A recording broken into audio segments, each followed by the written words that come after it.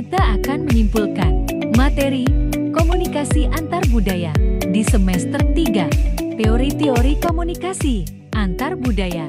Yang pertama ada analisis kebudayaan implisit, yaitu kebudayaan yang bentuknya tidak nampak sebagai benda namun dia tercantum atau tersirat. Selanjutnya ada teori analisis kaidah peran, mencakupi tentang sifat dasar masyarakat, sifat dasar kaidah peran dan tindakan, kaidah peran menghasilkan perilaku, kaidah peran membentuk perilaku, dan kaidah peran menentukan perilaku. Selanjutnya ada teori analisis interaksi antar budaya, diantaranya ada pendekatan jaringan meta-teoretikal dan teori pertukaran. Selanjutnya ada teori analisis interaksi antar budaya, yaitu teori pengurangan tingkat ketidakpastian dan pendekatan psikologi humanistik, self-disclosure, dan keorientasi. Selanjutnya, interpretasi budaya. Yang dimana interpretasi adalah pemberian kesan, pendapat, atau pandangan teoritis terhadap sesuatu. Jadi interpretasi budaya adalah pemberian kesan dan nilai terhadap budaya di suatu daerah. Masyarakat budaya, media.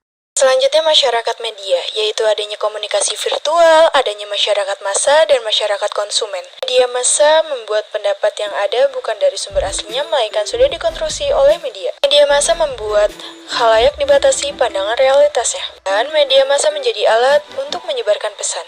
Media massa juga menjadi alat paling mutakhir dalam bidang politik. Dan yang terakhir, berita yang ada kerap mendapatkan tambahan bumbu. Dan ada masyarakat konsumen media, yaitu masyarakat konsumtif yang mementingkan makna dibandingkan kebutuhan sebenarnya.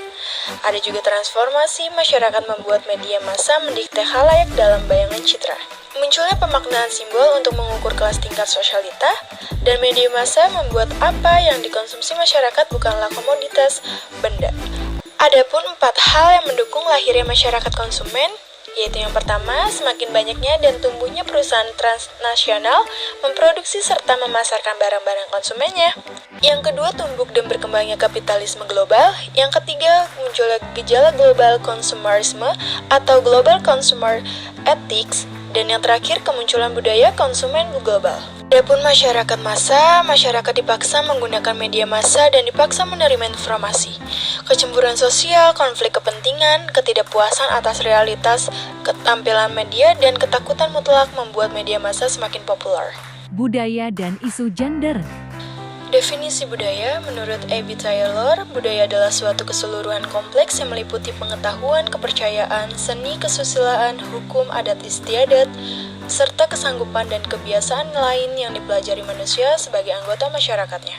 Dan adapun, menurut Parsudi, budaya adalah pengetahuan manusia yang dimanfaatkan untuk mengetahui dan memahami pengalaman dan lingkungan yang mereka alami. Yang terakhir ada menurut Linton, budaya adalah keseluruhan sikap dan pola perilaku serta pengetahuan yang merupakan suatu kebiasaan yang diwariskan dan dimiliki oleh suatu anggota masyarakat tertentu. Selanjutnya ada pengertian gender. Gender merujuk pada keberagaman peran, fungsi, dan identitas yang merupakan hasil konstruksi sosial atau Dan selanjutnya ada gender. Gender merujuk pada keberagaman peran, fungsi, dan identitas yang merupakan hasil konstruksi sosial atau bentuk masyarakat. Makna fungsi gender itu sangat kontekstual, bisa berbeda di satu tempat dan tempat lainnya, juga suatu budaya dengan budaya lainnya, dan pembahasan mengenai gender biasanya melekat dengan kualitas sifat maskulin dan feminim. Thank you for watching.